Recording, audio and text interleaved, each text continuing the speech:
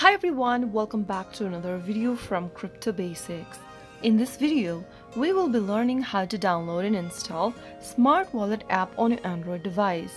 To download Smart Wallet app, first of all, open your Google Play Store. Now, go to the search button at the bottom right and type in the name of the wallet, that is Smart Wallet, in the search box at the top. From the list, look for this wallet application from Yamad LLC.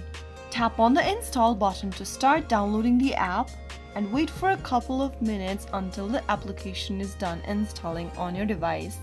Right after it does, tap the open button to open the Smart Wallet app on your Android phone. And that's how you easily download and install Smart Wallet application on your Android. I hope the tutorial was helpful to you. If it was, go ahead and give us a thumbs up. Don't forget to subscribe to our channel by hitting that subscribe button. Press the bell icon so that you'll never miss another upcoming upload from us. I will be back again in the next episode. Thank you for watching.